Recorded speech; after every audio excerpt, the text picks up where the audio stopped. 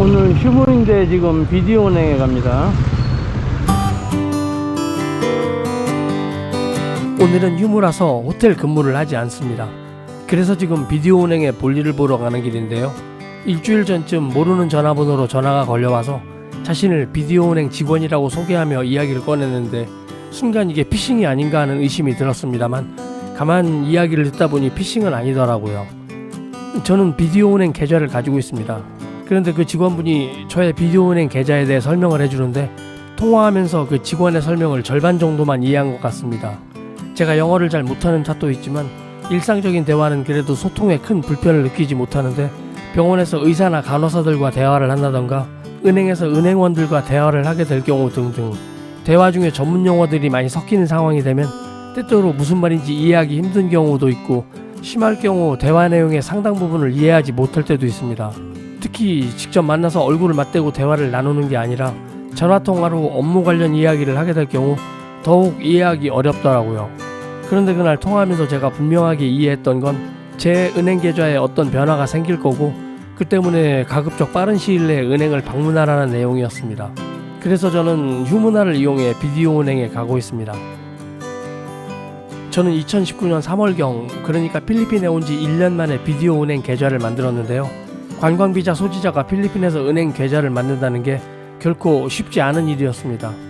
당시 교민 단톡방에 공지문이 하나 올라왔는데 비디오은행의 한국인 담당 부서에서 올린 안내문으로 비디오 신규 계좌 개설에 관한 세미나를 연다는 공지가 있기에 세미나 당일날 첫 번째로 도착해서 세미나에 참석했습니다.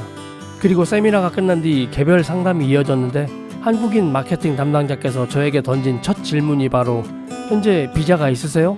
하는 질문이었습니다. 처음엔 그 질문을 듣고 이게 대체 무슨 말인지 잠시 멍했었는데 알고 보니 그 질문의 뜻이 현재 워킹 비자나 은퇴 비자 등을 소지하고 있는지 그 여부를 묻는 질문이더라고요. 그런 식의 질문이었다면 그냥 현재 소지하신 비자 형태가 어떻게 되시죠? 라고 저에게 물었다면 저도 곧바로 알아듣고 관광 비자인데요? 라고 대답했을 건데 그렇게 묻지 않고 그냥 거두절미한 채 비자를 가지고 있냐고만 묻길래 저도 잠시 얼떨떨했던 거죠. 지금 돌이켜 생각해보면 그분들에게 관광 비자 소지자는 논외의 대상이었던 듯 합니다. 그냥 거론할 필요가 없는 대상으로 분류하는 게 아닌가 싶었습니다. 워킹 비자나 은퇴 비자 또는 결혼 영주 비자를 가진 사람들을 비자 소지자라고 분류하고 그 이외의 관광 비자 소지자는 비자가 없는 사람들로 그렇게 이분법적으로 인식하는 그런 질문이라고 느껴졌습니다. 아무튼 제가 관광 비자 소지자라고 그렇게 답변을 하니 SM몰 비디오은행을 방문해서 담당자와 상담해보라고 하시기에 그 말을 듣는 순간 뛸 듯이 기뻤습니다. 드디어 나도 필리핀에 페소 계좌를 개설할 수 있게 됐구나 하고요. 그리고 바로 다음날 제가 지금 가고 있는 비디오 지점에 방문해서 필리핀아 직원분과 상담을 하는데 생각외로 상당히 많은 서류들을 요구하더라고요. 기본적으로 여권과 외국인 등록카드부터 시작해서 도대체 왜 필요한 건지 모를 주민등록 등본과 사업자 등록증과 재산세 과세증명 그리고 인감증명 등등 이건 무슨 한국의 은행 대출 서류를 준비하는 기분이었습니다. 그런데 제가 마침 각종 서류들을 한국에서 가지고 왔던 게 있었기에 어렵지 않게 서류를 제출할 수 있었고 며칠 뒤 드디어 통장과 체크카드를 받을 수 있었죠. 그런데 계좌를 개설했다고 모든 게 끝난 건 아니었습니다. 한마디로 이건 무늬만 통장이지 자유로운 입출금이 불가능한 그런 계좌였습니다. 출금은 몰라도 입금 절차만큼은 엄청 까다로워서 페소를 입금하려면 소액이라도 항상 자금의 출처를 소명해야 합니다. 한국에서 매달 연금을 수령하는 분들이라면 연금을 수령했다는 근거를 제시하면 큰 문제가 없겠지만 저 같은 경우 한국에서 보내오는 돈을 페소로 바꿔서 입금하는 상황이 아니었기에 페소를 갖고 있더라도 마음대로 입금할 수 없는 처지였습니다. 시험삼아 SM몰이 아닌 다른 비디오 지점으로 가서 저의 페소 계좌에 페소 입금을 시도해봤는데 아니나 다를까 자금 출처가 분명하지 않으면 입금 불가라면서 입금 거부를 당했습니다. 아마도 은행 전산망을 통해 계좌의 상태를 확인하는 것 같았습니다. 혹시나 이런 시스템을 잘 모르시는 분들께서는 되는 것도 없고 안 되는 것도 없는 게 필리핀이라는데 은행에 현금 몇백만 페소 싸들고 가서 계좌 만들어 달라고 하면 지점장이 버선발로 뛰어나오겠지? 라고 그렇게 생각하실지 모르지만 그건 절대로 오산입니다. 은행으로만 봐서는 그렇게 만만한 나라가 아니더라고요. 그렇게 비디오은행 타지점에서 입금을 시도했다 거부당했던 그날은 허탈감과 짜증이 한 번에 밀려오면서 순간 통장을 그냥 찢어버리고 싶은 충동마저 느꼈습니다. 그 이후로 통장과 체크카드를 서랍 속에 처박아두고 이제껏 단 한 번도 사용하지 않았습니다. 그래서 오늘 비디오 은행에 가면 도대체 무슨 이야기를 할지 엄청 궁금하고 기대됩니다. Yes. Okay. Video bank.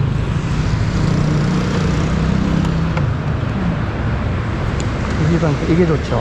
멀리서 세우지 않고. SM 주차장은 저 멀리 있습니다. 한 200m 걸어가야 돼요. 그러나 여기서는 여기에 바로 세울 수 있다는 거. 그리고 이날 방문했던 비디오 은행에서 저는 뜻밖의 기분 좋은 소식을 듣게 돼서 개인적으로 아주 흐뭇한 하루가 되었습니다. 와, 거의 1시간 10분 걸렸나? 1시간 넘게 소요돼서 은행 업무를 마쳤습니다. 길고 긴 상담이었어요. 서류가 완전히 책을 만들었어요. 책.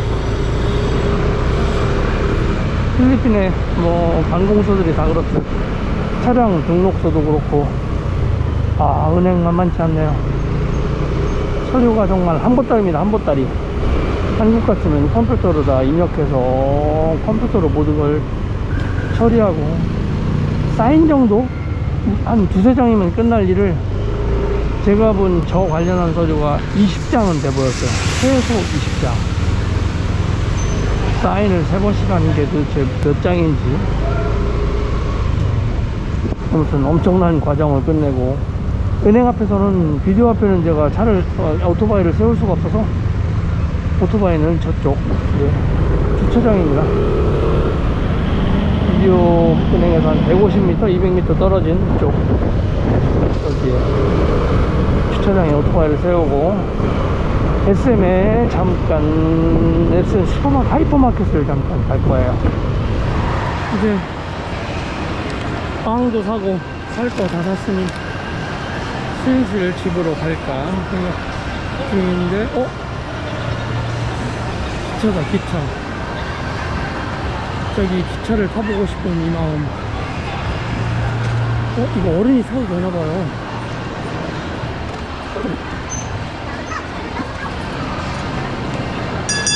Yeah, do I have to pay? Do I have to pay? Is it free? Is it? You have to pay.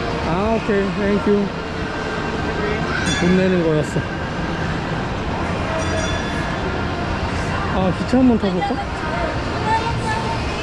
하이. 여기 티켓 부스가 있었어요. Transportation 50 pesos. Yes. 좋아. 오늘은 기차 타기다.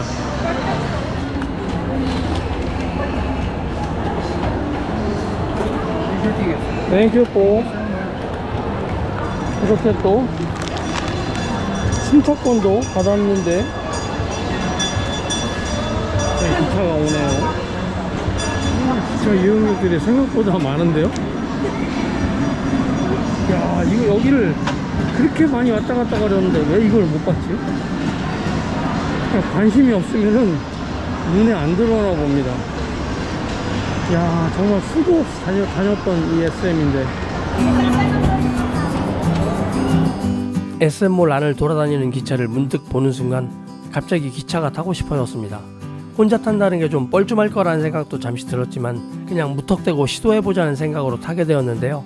요즘 들어서 무언가 하고 싶은 일이 생기면 망설이지 않고 그때그때 바로 시도해보려고 노력합니다. 더 늦기 전에, 더 나이 먹고 후회하기 전에 무엇이든 경험해보려고요. 그게 크게 어려운 일이 아니라면 말이죠. 돌이켜보면 살아오면서 망설이고 주저하다 놓쳤던 것들이 일일이 셀 수 없을 만큼 많았던 것 같습니다. 그 당시에 이렇게 한번 해볼걸, 만약 그때 이렇게 했었다면 지금은 또 어땠을까 등등. 지나고 나서 돌이켜보면 해보지 못한 일들에 대한 아쉬움이 두고두고 남더라고요.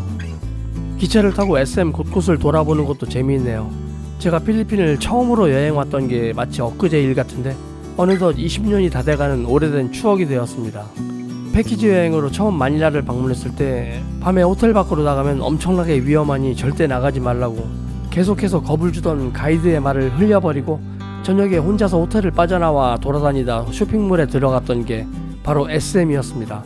당시에는 마닐라 지리를 전혀 몰랐기에 제가 방문했던 지역이 어디였는지 정확히 기억하진 못하지만 지금 생각해보면 아마 올티가스의 SM 메가몰이 아니었나 싶습니다. 처음 메가몰에 들어서며 깜짝 놀랐습니다. 제가 그동안 상상해오던 필리핀은 그야말로 가랑이가 찢어지게 못 사는 나라라고만 알고 있었는데 SM 쇼핑몰 내부를 둘러보면서 신세계나 롯데백화점보다 훨씬 큰 규모의 매장에 저의 선입견이 여지없이 깨지는 순간이었죠.